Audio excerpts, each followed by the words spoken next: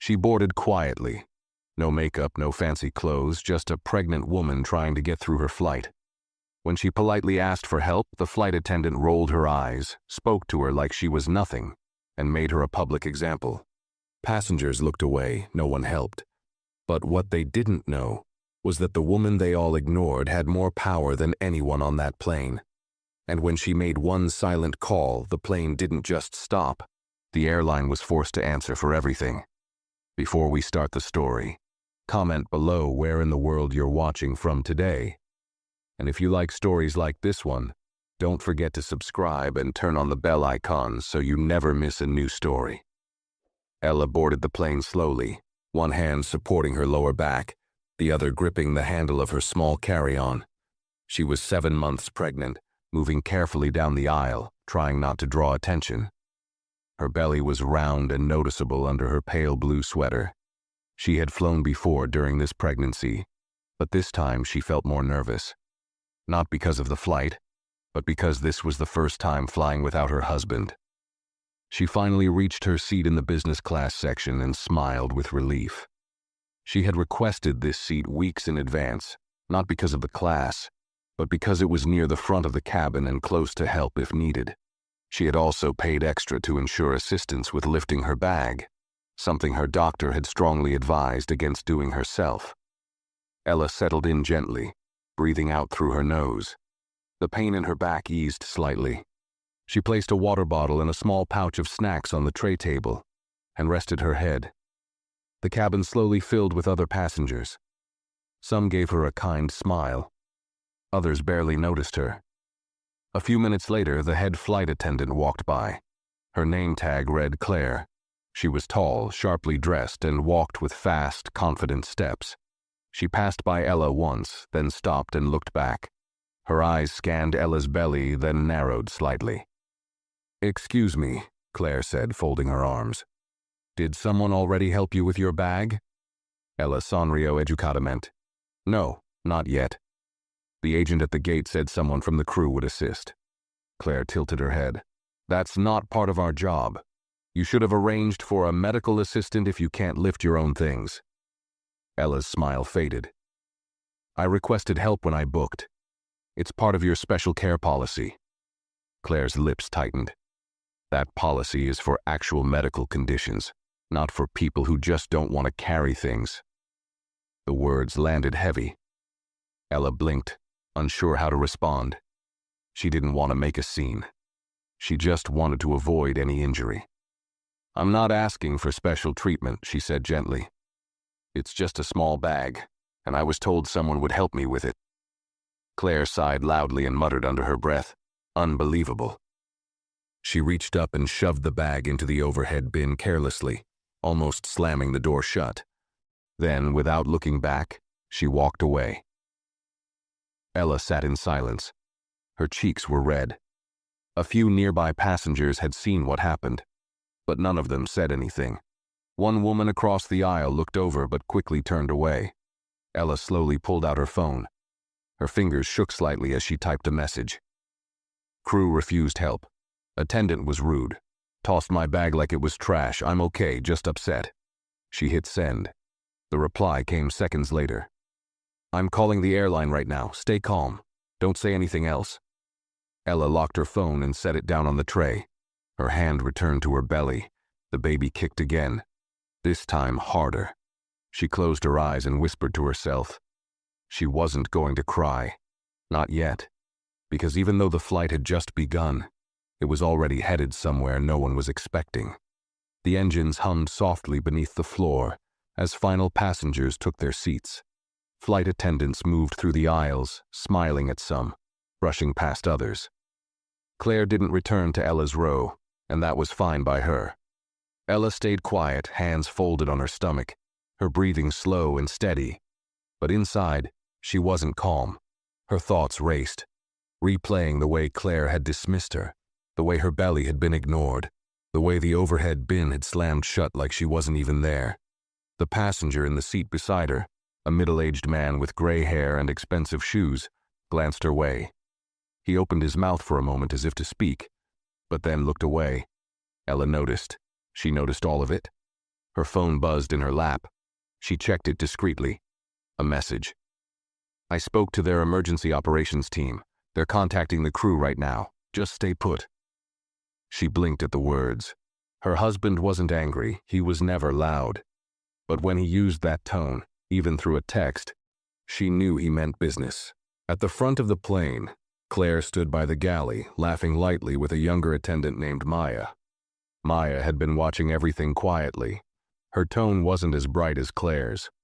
You were kind of rough with that lady, weren't you? Maya asked gently. Claire rolled her eyes. I'm not a nurse. She should have booked wheelchair service if she needed help. Maya didn't answer. She turned away to check her supply tray. Claire leaned back and took a sip of her coffee, still completely unaware that her morning was about to change. Back in the cabin, Ella shifted in her seat. Her lower back ached, and her body felt tense. She leaned forward slightly, adjusting her posture. The man beside her cleared his throat. I saw what happened earlier, he said, not making eye contact. That was a bit harsh. Ella looked at him. Yes, it was. He nodded once and looked away again. No apology, no support, just that weak, unsure comment.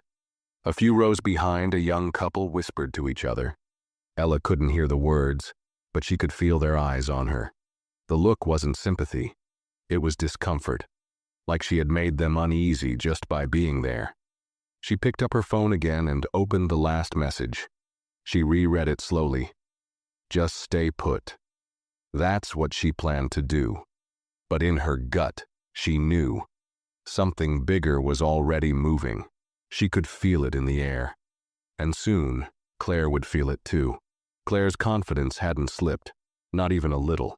She moved through the cabin with the air of someone who believed she knew exactly who mattered and who didn't. When she passed Ella's row again, she didn't make eye contact. She spoke to the man seated beside her instead, asking if he needed a drink before takeoff. Ella wasn't offered anything, not even a glance. Maya, walking behind her with a tray of water bottles, hesitated for half a second near Ella's seat. She looked down, made brief eye contact, and gave the smallest nod. No words, just something soft in her eyes. Then she kept walking. Ella wasn't surprised. She had experienced this kind of treatment before. Quiet disrespect, the kind that didn't make headlines or earn apologies, the kind that sat in silence, unnoticed by everyone except the person it was aimed at. Up front, the cockpit phone buzzed. The captain, a man with years of calm experience in his voice, answered. A moment later, his expression changed. He leaned back slightly in his seat, listening carefully. Yes, sir. Understood, he said, nodding slowly. We'll hold for further instruction.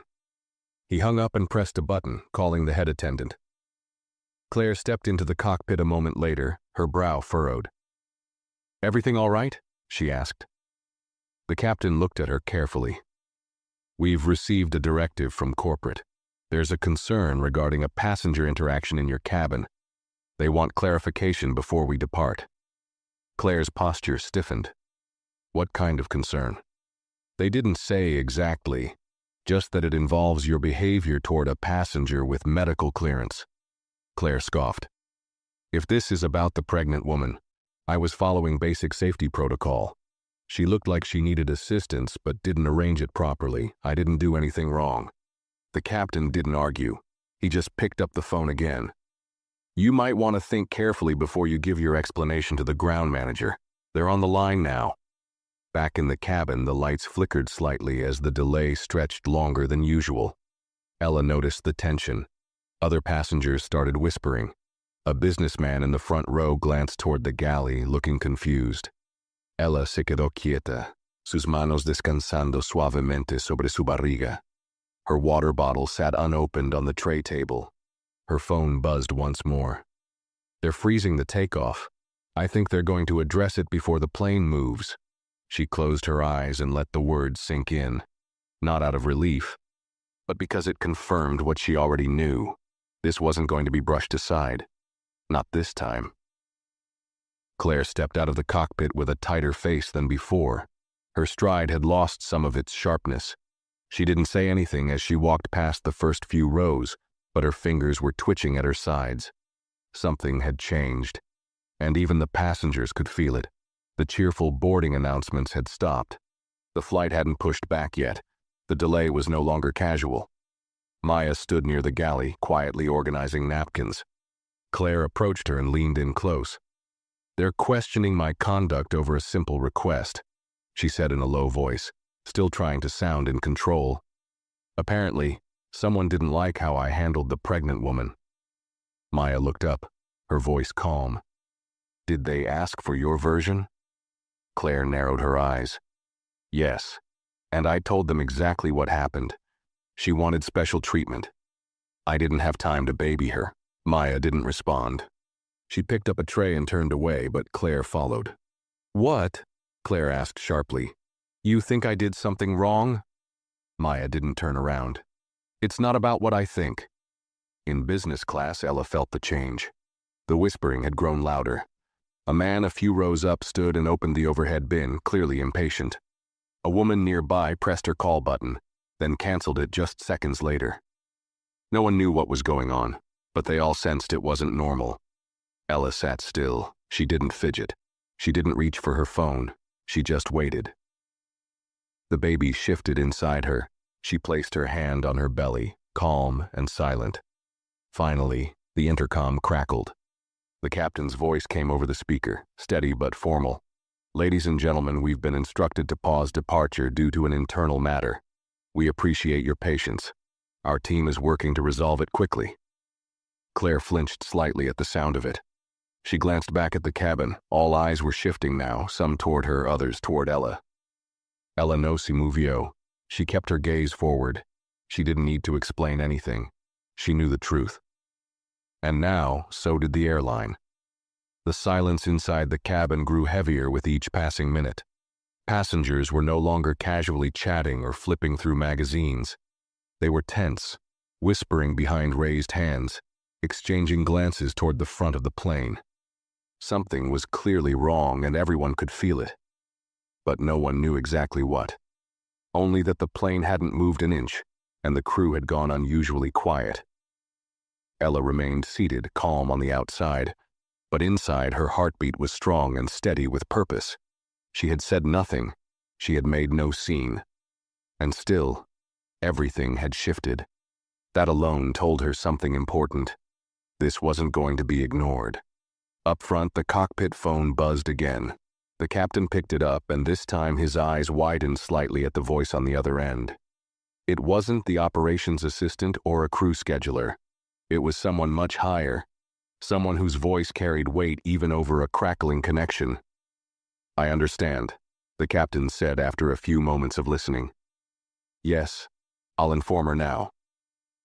He hung up and turned toward the door, calling Claire once again. She stepped inside with a quick nod, trying to hide her nerves. "They've escalated it," he said plainly. "You're being asked to personally speak with the senior director of flight operations. Now." Claire blinked. "A director?" The captain didn't look amused. "Apparently, the passenger involved has connections at the executive level." Claire crossed her arms. "Of course she does," she muttered under her breath. The captain stared at her. "This isn't a joke, Claire. They've halted this aircraft on her behalf. That doesn't happen for just anyone. They're watching how you respond now." Claire didn't reply. She just turned sharply and walked back into the cabin, her shoulders straighter than before, but her face slightly pale. She paused near the galley and looked toward Ella's seat for the first time in over 20 minutes. Ella looked back, steady and unreadable. Claire took a breath, stepped forward and crouched slightly beside Ella's row. Her voice was lower now, controlled, too controlled. "Ma'am," she began, forcing a small smile, "I'd like to clear up a misunderstanding. I didn't mean to come across as disrespectful earlier. We've just been under a lot of pressure and—" Ella raised her hand gently, stopping her. She didn't speak right away. She studied Claire's face, the nervous tension around her mouth, the stiffness in her eyes. "I didn't ask for anything out of the ordinary," Ella said softly. "You were just the one who decided I didn't deserve basic kindness." Claire swallowed. "I didn't mean—" "You meant exactly what you said. Ella replied, still calm. You made a choice, and now someone else is making one too. Passengers nearby listened quietly. One woman stared over the top of her sunglasses. A man next to the aisle subtly pulled out his phone, pretending to check messages but recording instead. Claire stood slowly, her lips tight. She gave a stiff nod and walked back toward the front of the cabin. Inside the galley, she leaned against the counter, trying to collect herself. Maya stood nearby, wiping a tray. They asked for a statement, didn't they? Maya asked. Claire didn't answer. Did you tell the truth? Maya added without looking at her. Claire turned her head. I told them what they needed to hear. Maya finally looked up. You told them what you thought would protect you. Claire opened her mouth, but no words came. She was starting to realize this wasn't just about a single moment anymore. It was about everything that came after. Ella shifted slightly in her seat, her back aching from sitting still for so long. The tension hadn't left the air. It had only thickened. Around her, passengers were becoming restless. Some began pressing their call buttons. Others sighed loudly or stood to stretch. But no one asked her what was going on. They all knew, in their own way. They had seen it. They had heard Claire's tone. They had watched her ignore, dismiss, and humiliate a woman who had done nothing more than ask for what she was told she was entitled to, help. Ella reached into her bag and took out a small packet of crackers, the only thing she could manage to stomach with the nerves in her chest. Her phone buzzed again. This time the message was short, and it made her stomach turn, but not from worry. They've grounded the flight, for you. She blinked at the words, letting them settle in her mind. The plane hadn't moved because someone finally said, enough. Not because she shouted, not because she fought, but because someone in a high place knew what was right, and saw what was wrong. At the front of the aircraft, the tension inside the galley was now palpable. Claire stood with her arms crossed, her posture no longer confident, but defensive. Maya stood a few feet away, silent but watchful. The phone beside the sink buzzed again, and Claire flinched. She answered it with a shaky hand. Claire speaking. The voice on the other end was firm, not cruel, not angry, but disappointed in a way that hit deeper than yelling ever could. This is Director Owens. I'm going to ask you one question, and I want the truth. Did you or did you not refuse to assist a medically cleared pregnant passenger when she requested help, and then dismiss her with inappropriate remarks? Claire's mouth went dry. There was miscommunication. She didn't request special handling when she booked. That's not what I asked. Claire hesitated. She could feel Maya's eyes on her, could feel the walls closing in. I refused to help her, yes. I told her it wasn't part of our job, but I didn't mean to insult her. The silence on the other end was long. You know her husband is on the board, the voice finally said. Don't you? Claire's throat tightened. No, I didn't. Well, now you do. And he's not asking for a quiet apology. He's asking for accountability, the kind we can't ignore. Claire gripped the phone tighter, but her knees were starting to shake. What does that mean? It means the plane is grounded. You'll be removed before this flight continues. Security will escort you from the aircraft. You're suspended, effective immediately. Claire's breath caught in her chest. Suspended? Pending investigation, the voice confirmed. You can explain yourself to the ethics board after we've spoken to the other crew and passengers. But your part in this flight is over. The line went dead. Claire slowly set the phone down, her hand trembling. She turned to Maya, who had gone still as a statue. You heard all that, didn't you? Claire whispered. Maya nodded slowly. Every word. Claire sank into the jump seat, her legs unable to hold her anymore. For the first time in her career, she was being taken off a flight, not for illness, not for emergency, but for failing to treat someone like a human being. Back in the cabin, Ella sipped her water calmly. She wasn't smiling, she wasn't satisfied. But her eyes were clear, and her spine was straight. Passengers around her began to buzz with more energy. The news had started to spread. The plane was grounded and no one knew why. But Ella knew. And in just a few minutes, so would everyone else. The captain stepped out of the cockpit and walked down the aisle, his expression calm but purposeful. His presence caught the attention of almost everyone in the business class cabin. Conversations hushed, heads turned.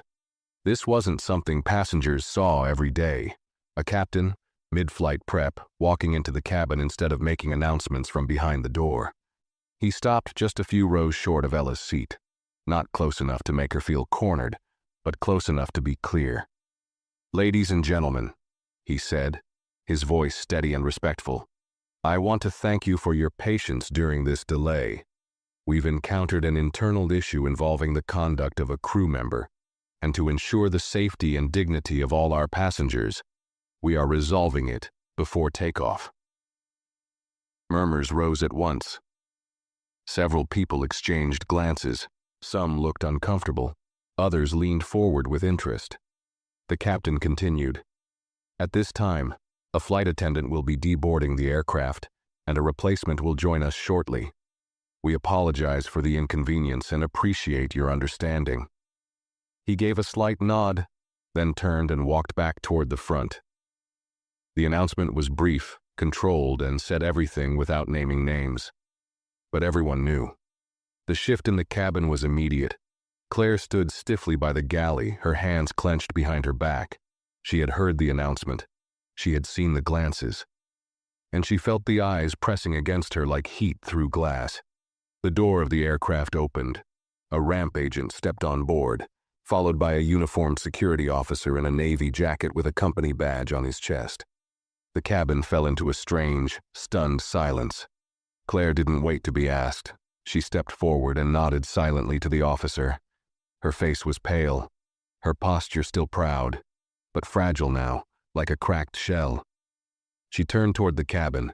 Her voice when she finally spoke was quiet but forced. "I'll be stepping off the flight. Thank you all." No one responded. Not a single passenger. Even Maya remained silent, her hands folded at her waist. As Claire walked down the aisle, Ella turned her head slowly to meet her eyes. There was no anger on her face, no smugness.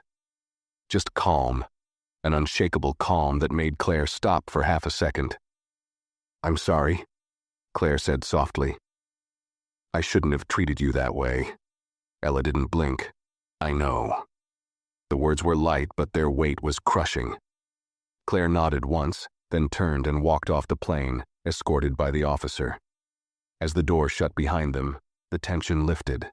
Slowly, carefully. A wave of quiet disbelief swept through the passengers.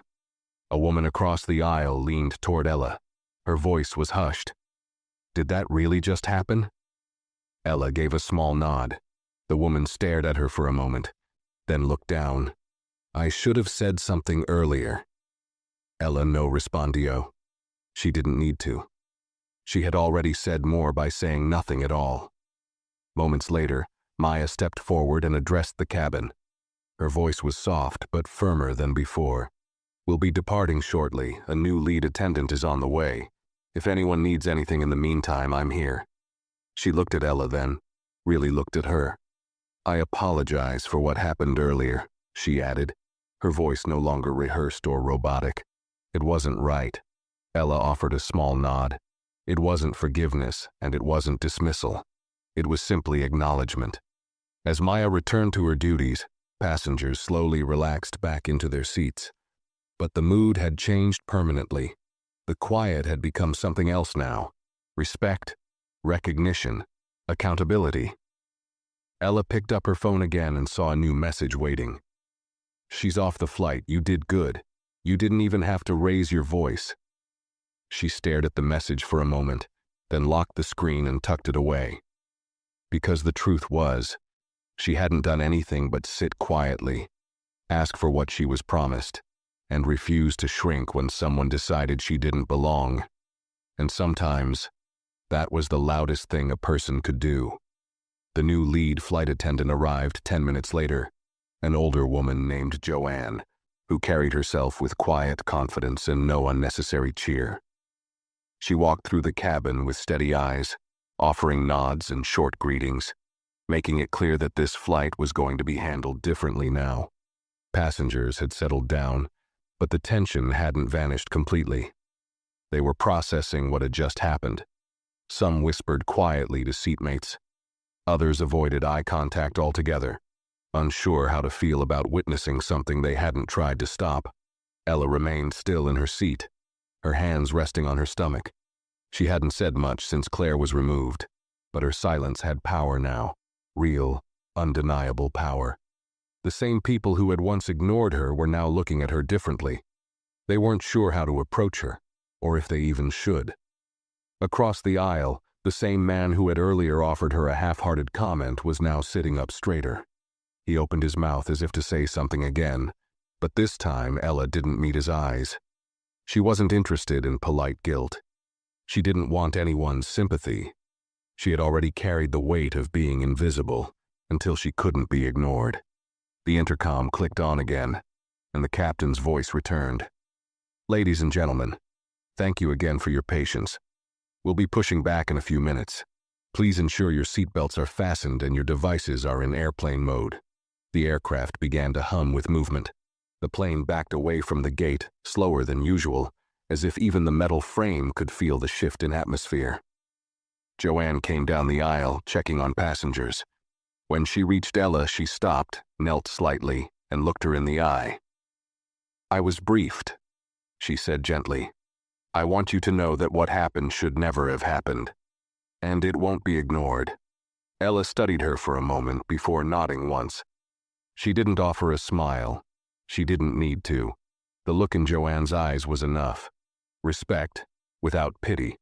That was all she ever wanted. As Joanne moved on, a younger woman in the row behind leaned forward. She looked nervous, her hands wringing in her lap. I wanted to say I saw everything," she whispered. "I didn't know what to do." Ella turned slightly. "You didn't have to do anything, but now you've seen it, you'll notice it next time. That matters." The woman blinked, surprised. She gave a small, grateful nod before sitting back again. The plane taxied slowly, the lights of the runway stretching out in glowing lines ahead. Night had begun to fall outside, casting long shadows across the cabin. Ella looked out the window, her reflection faint against the darkening glass. She didn't see a victim. She didn't see someone who had caused trouble or asked for too much. She saw someone who had been underestimated, and who held her ground. Far ahead in the first row, Maya stood near the bulkhead watching the cabin from her quiet corner. Her eyes met Ella's again for a brief second.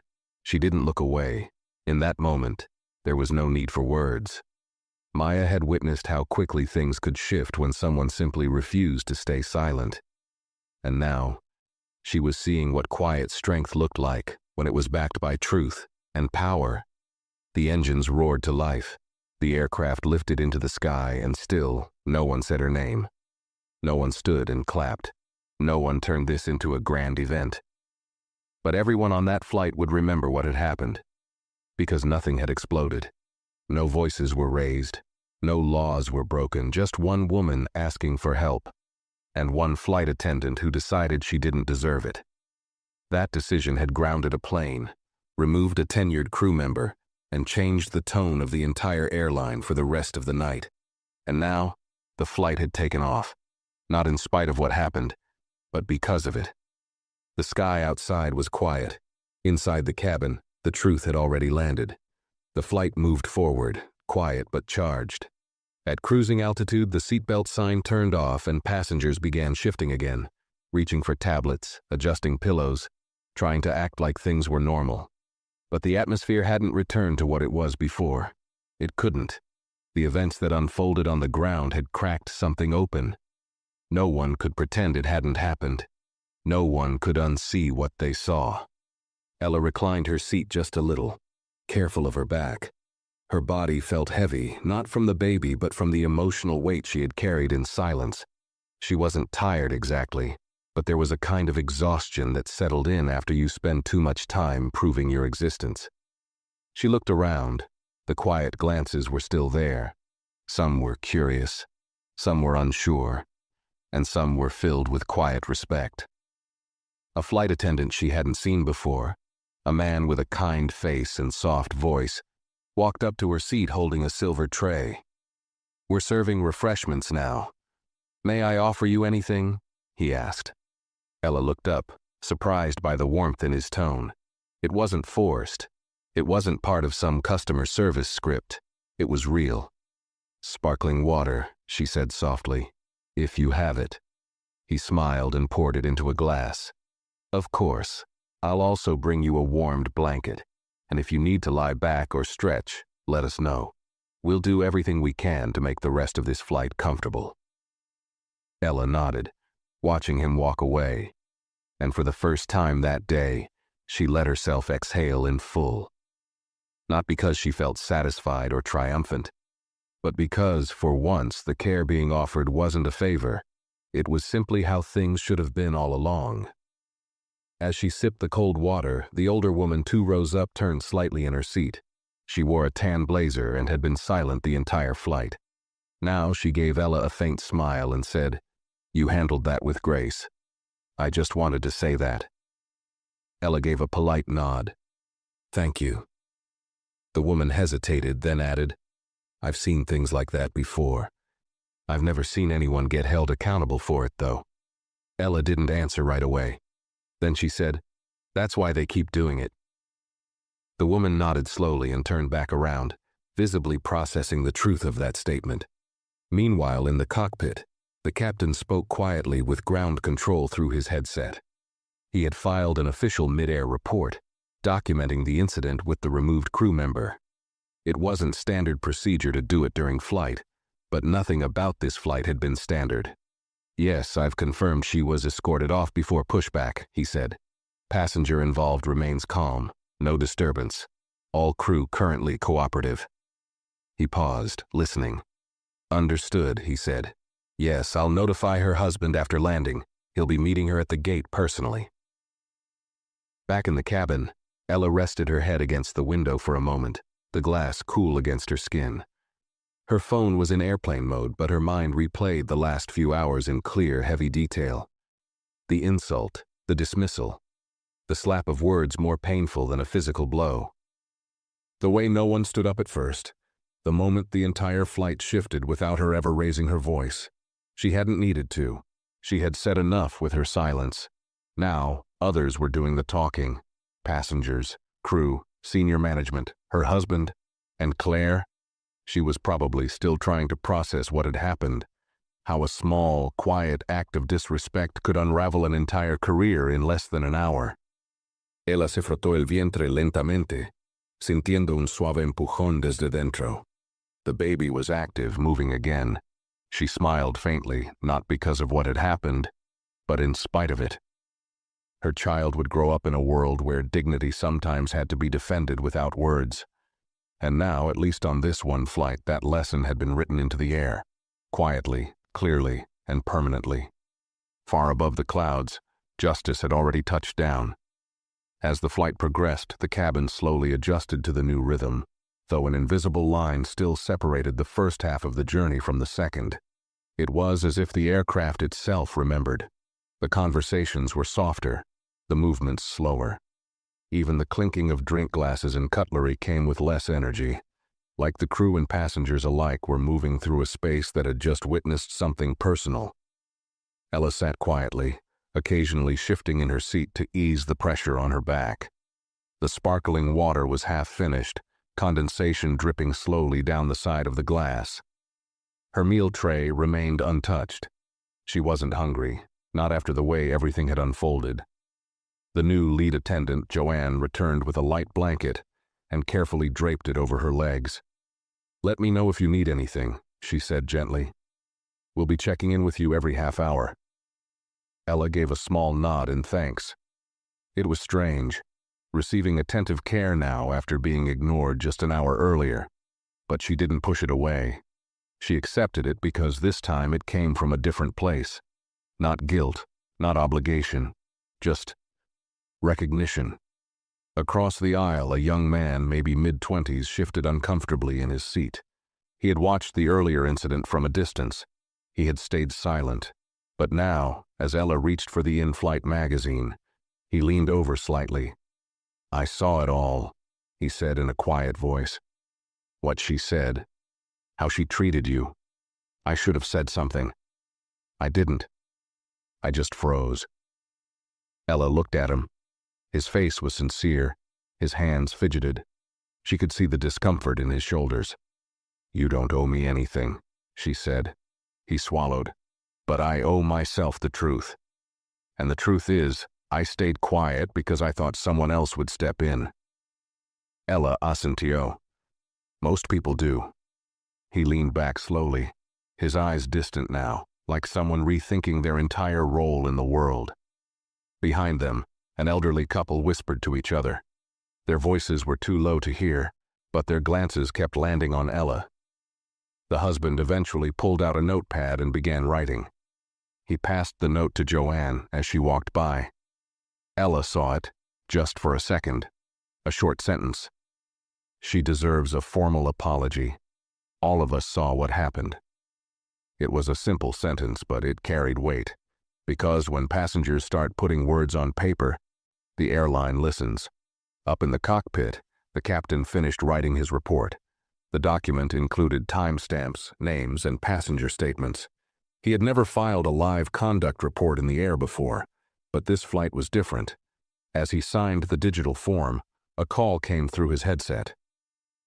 We've coordinated with ground security, the voice said. Her husband will be at the gate with an executive escort. The board has also requested a debrief of the incident. The captain replied calmly, I'll speak with him personally. I've already submitted my full statement. There was a pause. Then, we'll also need a formal account from the remaining crew. And the passenger herself. The captain nodded to himself. She's calm. She'll speak when she's ready. Back in business class, the lights dimmed slightly as the cabin entered the late evening phase of the flight.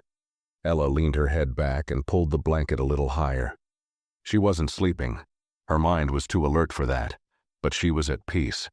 For once, no one was rushing her.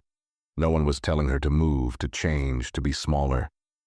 The attendants checked on her at quiet intervals, but otherwise left her in silence. The kind of silence that didn't come from avoidance, but from respect. She turned her head to look out the window. The stars were visible, faint but steady against the night sky. The moon cast a soft silver light on the wings. Somewhere down below, cities flickered like little patches of fireflies, unaware of the drama unfolding far above them. In her lap, her phone buzzed once, just a brief vibration through the blanket. She reached for it, checked the screen, and saw a single message. From Gate Operations. Message: passenger escort and executive team will be waiting at door 2L upon arrival. Please remain seated until approached. Ella's lips curved slightly. Not a smile, not satisfaction, but quiet understanding. This was no longer about one flight. This was about what happens when someone is forced to endure humiliation in public and responds with dignity, not rage. This was about an airline being forced to choose between its silence and its standards. And this was about a woman, tired, pregnant, polite, who refused to disappear when someone decided she didn't matter. The lights dimmed further as the plane sailed into the clouds. The hum of the engines remained steady. But the air inside the cabin? It had changed forever. The cabin lights remained dim, casting a soft amber glow over the passengers as the flight entered its final stretch. Most of the cabin had settled into a tired stillness. Some passengers slept. Others scrolled quietly through in-flight entertainment. But beneath the surface, the memory of what had happened still stirred in people's minds like ripples on still water. Ella stayed awake, her gaze flicking between the overhead light and the moonlit window beside her. She hadn't moved much in the past hour. Her body was sore, her feet slightly swollen, but she remained calm. She felt the weight of her baby pressing gently against her ribs and placed a protective hand on her stomach. Her phone, still in airplane mode, lay untouched in the seat pocket. She didn't need it now. Everything that needed to happen was already in motion. She had done what was right. She had stayed composed, said the truth, and let others see what they needed to see. And they had. A row behind her, the man with the notepad, the same one who had written a note earlier, gently tapped Joanne as she passed by on her routine check. "If there's a record of passenger statements," he said in a low voice, "I'd like to add mine." Joanne looked at him surprised. "That's very kind, sir." "It's not kindness," the man replied firmly. "It's responsibility. We all watched it happen. Most of us said nothing. That doesn't sit right with me." She nodded solemnly and made a note on her tablet. "I'll include your name and seat number in the internal report." A few seats across, another woman stirred awake, glanced at Ella, then leaned toward her husband. "That's the one, isn't it?" she whispered. "The one the flight was grounded for?" He nodded slightly. "Yeah, I think so." "She didn't look like trouble," the woman murmured. "She didn't do anything." "That's the point," he said. Joanne made her way back to the galley and entered a log of the conversations she'd had. The internal report was growing longer with each hour of the flight. Passenger feedback, crew statements, timeline markers, unusual activity. Everything was being documented, and this time nothing would be brushed aside with a generic apology. Meanwhile, Ella slowly adjusted in her seat, pulling the blanket higher across her stomach. She glanced down the aisle toward the cockpit, where the door remained closed. She imagined her husband on the ground, already waiting. Not pacing, not anxious, but prepared. He always had a way of showing up exactly when things needed to be said the most, and he would say it better than anyone. The intercom chimed again, and the captain's voice returned, calm and focused. "Ladies and gentlemen, we'll begin our descent shortly. Please return to your seats and ensure your seatbelts are fastened. We'll be landing in approximately 25 minutes. Our crew will begin final checks. Thank you, Ella, no si movio." She stayed perfectly still, watching as passengers roused from sleep and straightened their seats. The cabin was waking up, but it wasn't the same. Everyone seemed more aware now, more conscious of the people sitting beside them, of what they had seen and heard earlier. Joanne returned one last time to check on Ella. She crouched slightly, lowering her voice. "Gate security has been informed. Your escort will meet you first. They've asked you to remain seated until they arrive." Ella gave a calm nod. "I know." Joanne hesitated. "I know it's not much, but I want you to know I've logged everything. Every crew member, every passenger who came forward. The company will see it." Ella studied her. "And if no one had said anything?" Joanne looked down, thoughtful. "Then the story would have ended differently." Ella leaned back in her seat, pressing her head gently against the headrest. She was tired, yes, but not broken. Not angry, just done. The baby kicked once more, almost as if sensing they were close. Across the cabin, passengers fumbled with bags, collected jackets, turned off screens. But none of them looked at her with the same dismissiveness they once had. Not after what had unfolded. Now every glance carried a different weight. One of awareness. Some even of quiet regret. The hum of the aircraft deepened as it began its descent. The runway lights sparkled in the distance, stretching like a promise of closure across the night. Ella pulled the blanket around her and took one last deep breath before the landing. It was almost over. But for some, the real consequences were just beginning. The aircraft dipped lower, the landscape below becoming clearer through the windows, clusters of lights tracing roads, neighborhoods, and quiet buildings beneath a velvet sky. Inside the cabin, seatbelts clicked, tray tables snapped shut, and a gentle nervousness settled over everyone. Not the kind that comes from turbulence or a rough landing, but from anticipation.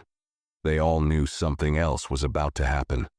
Ella stayed perfectly still, her seat upright, her blanket neatly folded across her lap. Her hands rested on her stomach, fingers loosely intertwined. Her phone remained in airplane mode, untouched. She didn't need to send another message. She knew he was already there. The wheels touched down with a soft jolt, followed by a long breath of silence from the passengers as the aircraft slowed. No one clapped. No one cheered. The mood remained quiet, subdued. Then the voice came over the intercom. "Ladies and gentlemen, welcome. The local time is 8:47 p.m. Please remain seated with your seatbelts fastened until the captain turns off the sign. On behalf of the flight crew, we thank you for your patience and cooperation. The cabin lights flickered to full brightness as the plane taxied slowly toward the gate. Ella stared out the window. The terminal appeared just ahead, but it wasn't the glowing signage or the moving jet bridges she noticed. It was the small group of figures standing at the side of the arrival gate, just beyond the glass. Among them was a tall man in a gray suit, posture straight, arms folded, eyes locked on the aircraft. Her husband. And standing beside him were two senior airline executives, faces stiff, clipped name badges visible even from the cabin. A third figure in uniform stood a step behind, hands clasped, eyes downcast. Security. As the plane came to a full stop and the seatbelt sign dinged off, people began moving, unbuckling and reaching for their bags. But no one rushed to stand, not this time. An announcement followed, firm but respectful. We kindly ask all passengers to remain seated for a moment. A company representative will be boarding shortly to meet with a specific passenger. We appreciate your cooperation. Murmurs spread instantly. Passengers exchanged nervous looks, some whispering guesses, others simply watching, but they all knew who it was for. Ella no se movió. She kept her hand steady in her lap. Joanne approached her row and crouched slightly. They're ready. They'll come to you. Just stay seated until they ask. Ella asintió una vez. A moment later, the door of the aircraft opened with a firm click, and the jet bridge was locked in place. Two figures stepped inside. The first was the senior security officer. The second, her husband. He walked down the aisle calmly, eyes scanning the cabin. There was no anger in his face, only clarity. As he reached her seat, he leaned in and spoke low enough that only she could hear. You okay? She nodded. Yes. He looked into her eyes for another second, then turned to Joanne. Thank you for your handling of the second half of this flight. You'll be included in the report. Joanne gave a slight nod, understanding what wasn't said out loud. Then came the second man, the director of operations. He was well-dressed but tired-looking, with lines around his eyes and a firm tone. Ma'am, he said to Ella, on behalf of the airline, I'd like to formally apologize for what happened to you on this flight. It has been escalated to the board. You will not be required to give a statement tonight unless you wish to. But I do want you to know that your experience is being taken seriously. Ella looked up at him. Her voice was soft but unshaking. Will anything change because of this? The man didn't flinch. Yes, it already has. She studied his face, deciding whether she believed him. Then she slowly gathered her blanket and reached for her small handbag. Her husband extended a hand, but she didn't need it. She stood slowly, on her own. The cabin around her had gone completely silent, not out of shock but out of attention. Everyone was watching now. Ella didn't meet their eyes. She didn't need to. She walked past row after row, the blanket folded neatly in her arm, the officers and executives clearing the path ahead. Each step was measured even. She wasn't rushed. She wasn't escorted like someone in trouble. She was being acknowledged. As she reached the front of the plane, Maya gave her a respectful nod from the galley. Ella paused, nodded back, and then stepped off the aircraft. The terminal air was cooler, cleaner. She walked slowly beside her husband, their hands not touching, but in sync. Behind her, the airline officials followed, quiet, serious. Ahead, reporters waited by the far windows. None had been tipped off, but word had gotten out anyway. Someone had leaked that the airline had grounded a flight over a passenger mistreatment. No names had been released. Yet. Her husband placed his hand gently on her lower back, guiding her away from the growing noise. They didn't stop to give a statement. They didn't look back. Inside the aircraft, passengers began gathering their bags, but none of them spoke with their usual energy. They moved slower, more thoughtful. One woman near the front finally broke the silence. She didn't yell, she didn't argue, she just sat there. Another replied, and the whole airline moved. They weren't talking about a delay anymore. They were talking about what it means to be seen. As Ella walked down the private terminal corridor beside her husband, the heels of her shoes echoed softly against the polished floor. She didn't speak. Neither did he. They didn't need to. Their silence said more than any words could at that moment. Behind them, the executives kept their distance, not out of disrespect, but because they knew this wasn't their moment to lead. It was hers. They reached a secure door at the far end of the hallway. A staff member in a navy blazer held it open and nodded without a word. On the other side was a quiet lounge. No passengers, no noise, just space. Ella entered first. Her husband stayed by the door, speaking softly with one of the directors. She moved toward one of the soft leather chairs and slowly sat down, easing the weight off her back. Finally, she allowed herself a full breath. Moments later, the director of ethics and conduct entered. His badge was clipped to a charcoal suit, and his expression was firm but not defensive. He pulled up a chair and sat across from Ella, folding his hands. "Ms. Ramsey," he began, using her last name formally, "you're under no pressure to speak further tonight. We've already received crew statements, the pilot's log, passenger notes, and a full audio recording from the galley." Ella nodded, listening. "But I wanted to offer you a chance, if you wish, to speak plainly, just for the record. You don't have to retell anything, just your thoughts. What mattered most to you." She leaned back slightly, her hand still resting on her belly. "I wasn't shocked," she said after a pause. "Not really. It's not the first time someone's made me feel like I don't belong. It's not even the worst. But it's the first time they got caught in front of people who couldn't look away." The director said nothing, letting her continue. "She didn't just refuse to help," Ella added. "She made a decision the moment she looked at me. She decided who I was, what I was worth. She decided I was exaggerating, or needy, or trying to get special treatment just because I asked for something small." Another pause. Her voice remained steady. "And the plane didn't stop because she shouted at me. It stopped because no one else stepped in. And that silence, that's what made this different. It wasn't just her mistake, it was everyone's permission." The director nodded slowly, absorbing every word. "I'll be honest with you," Ella continued. "I didn't want her fired. I didn't even need an apology. What I needed was for someone else to finally see what people like me deal with every day, and not brush it off as a misunderstanding." He shifted slightly in his seat.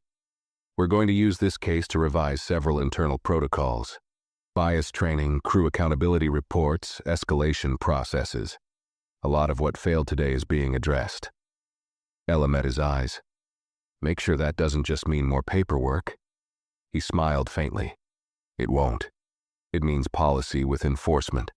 Monitoring, not just memorizing." She nodded, satisfied enough to let the conversation settle. He rose, thanked her, and exited the lounge. Her husband walked over and sat beside her. This time he took her hand. "You okay?" he asked gently. Ella looked at him. "I think I will be." They sat there for a while, quietly, as the movement in the hallway beyond the glass slowed. She could still hear the faint clatter of passengers deboarding in the distance. Some would rush to make connections. Others would go home, carry on with their lives, forget this night in a matter of days. But for a few, something had shifted. Not loudly, not dramatically. Just enough to change how they looked at people when they walked onto a plane, especially those who didn't look like they fit. Ella looked out the window, watching as the crew from the flight filed past toward the shuttle. Maya glanced through the glass and gave a small wave, not for attention but for acknowledgement. Ella lifted her fingers slightly in return. A slow, familiar movement stirred beneath her ribs. The baby was kicking again. She placed her hand over her belly, smiling quietly to herself. "You're already watching the world become something else," she whispered. "Let's make sure it keeps changing." Her husband looked at her, pride shining behind his calm, and in that small, quiet room, away from the noise, away from the crowd, a woman who had once been dismissed for asking for help was now the reason an entire company was rewriting its rules. And that was just the beginning.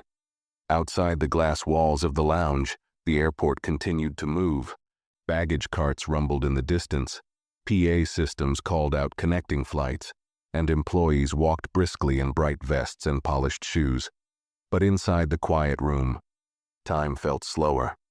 Still, like something important had just happened, and the world hadn't quite caught up to it yet. Ella se inclinó hacia atrás en su silla, las manos todavía descansando en su barriga, sus ojos medio cerrados. Her body was exhausted, but her mind remained sharply aware. There was a calm inside her, not the calm that comes from rest, but the kind that follows a storm that didn't break her. Her husband sat across from her, speaking softly on the phone with the airline's board secretary. His tone was polite but firm, each sentence measured. He wasn't asking for favors. He was setting expectations. "We're not looking for headlines," he said quietly. "We're looking for change. Public, clear, lasting change. You have our full cooperation, for now. But if this is handled behind closed doors, or delayed into months of internal review, you'll lose far more than one passenger's trust." There was a pause as the person on the other end spoke. Then he added, "And no, she will not be making a public statement. This isn't her story to prove, it's yours to repair." He ended the call and turned to Ella. "They're drafting an apology letter," he said. "Board signed. It'll go out within 48 hours. They're also offering to name you in their new bias response training initiative. You'd be the reason it exists." Ella's gaze drifted to the window. "Let them name the change, not me." Her husband tilted his head. "Why?" "Because I wasn't the first," she replied. "I'm just the one they couldn't ignore." Her words hung in the air. There had been others before her, women who asked for help and were laughed at, elderly passengers dismissed for being too slow, immigrants looked at with suspicion, people judged for their appearance instead of their presence. Most had been forgotten the moment they stepped off the plane. She hadn't been ignored because she was louder or more powerful. She had simply refused to vanish. A knock came at the lounge door. A staff member entered holding a small folder. "These were left for you by the Director of Ethics," the woman said. "He asked me to deliver them personally." Ella took the folder and opened it. Inside was a printed statement, brief but specific. "Effective immediately, the airline has placed crew member Claire W. on unpaid leave pending a formal termination review. As part of our internal reform, a mandatory bystander intervention training will be implemented for all flight staff. This initiative will be named the Ramsey Protocol." Beneath the paragraph was a signature from the airline's CEO. Ella handed the paper to her husband. He read it, then looked up. "They gave it a name after you," he said softly. She shook her head. "They gave it a name so they'd remember what happens when they pretend not to see." She rose from the chair slowly, careful with her steps, stretching the tightness from her legs. She walked to the large glass window and looked out at the runway. Somewhere out there, another plane was taking off. Another crew was boarding, and somewhere on that plane, someone who looked like her or didn't, would need kindness, would need help, would need to be seen. And maybe, just maybe, the crew would remember what happened tonight. Not because a powerful man made a call, not because a passenger got angry, but because a pregnant woman asked for help, and the world moved around her. Her husband stood beside her, watching her with a calm, quiet admiration. He'd seen her strength before, in smaller ways, but tonight the world had seen it too. "You ready to go?" he asked gently. She nodded. "Yeah, I've got everything I need." They stepped toward the exit of the private lounge. The hallway outside was empty now. The commotion from earlier faded into silence. As they walked side by side through the quiet corridor, Ella's footsteps were slow but steady. Her shadow moved beside her, long and unshaken. Not once did she look back. She didn't need to, because everything behind her had already changed. Ella stepped out of the lounge into the quieter part of the terminal where few travelers walked, mostly airport staff and late-arriving passengers. The world outside had resumed its normal pace. Check-in counters buzzing, departure screens blinking with new gate numbers, children pulling on parents' hands, conversations happening without urgency. But for Ella, nothing about the moment felt ordinary. Each step she took now felt grounded in something permanent. Not pain, not victory, but truth. She and her husband walked in silence toward the private elevator that would take them to the lower level where a company car waited. Not the kind of luxury offered to VIPs, but the kind of exit reserved for people whose presence made those in power uncomfortable enough to offer quiet protection. The hallway lights above flickered once, then stabilized. The air was cool and still. Somewhere overhead another plane lifted into the night, but here, on the ground, things were finally settling. At the end of the corridor stood a lone man in a black suit, badge clipped to his belt, radio on his hip. Security. He nodded politely as they approached and opened the elevator doors. As the doors closed behind them, Ella leaned slightly against the wall, her hand once again on her belly. Her husband stood beside her, watching the floor numbers light up one by one. He hadn't asked her again how she felt.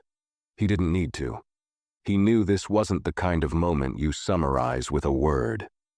The elevator stopped, and the doors slid open to a small underground arrival bay. A black SUV waited at the curb with its headlights on. A driver stood ready, holding the door open. Before stepping in, Ella looked up at the dark, concrete ceiling overhead, plain and unmemorable. The kind of space people pass through without noticing. That's what this entire experience had started as. A moment that was supposed to pass unnoticed. But it didn't. She turned to her husband. "Do you think she'll ever realize what she really did?" He looked at her, thoughtful. "Maybe. But I don't think this was just about her." Ella nodded, then looked past the car, past the exit ramp, toward the quiet runway barely visible through a side window. "Do you know what scared me the most?" Her voice was calm, her eyes clear. "I wasn't afraid of her rudeness, or even the fact that she refused to help. I was afraid of how normal it felt. How easy it was for her to assume I didn't deserve anything more than dismissal." He said nothing, just listened. That's what people don't understand. Disrespect doesn't always come with raised voices or insults. Sometimes it comes in silence, in a turned back, in a shrug, in the way someone speaks to you like you're a burden before you even speak. She paused. And when no one stands up, when everyone pretends not to see it, it becomes normal. He walked to her side and placed his hand on her back. "Not tonight," he said. "Not anymore." She exhaled slowly, then stepped into the car. He followed. As the vehicle pulled away from the terminal, Ella looked out the window. The lights of the airport stretched behind them, glowing rows of white and yellow. People would board flights tonight, tomorrow, next week. Many of them would walk down the aisle hoping only for peace, respect, a quiet trip from one place to the next. Some of them would ask for help. And thanks to one grounded plane, one firm voice, one woman's refusal to be overlooked, someone in a uniform might pause. They might think twice. They might remember. Not because of a lawsuit, not because of a media story, but because of what they saw when no one was yelling and nothing was on fire. And still, everything changed. Ella cerró los ojos y se inclinó hacia atrás en su asiento. The hum of the car was soft and steady. Her husband reached over and gently took her hand. Outside, the night sky stretched wide and open above them. Inside, she was already writing a new beginning. And for the first time in a long time, the world was finally learning how to listen. If this story moved you, give this video a like, share your thoughts in the comments, and make sure to subscribe to the channel for more powerful stories like this.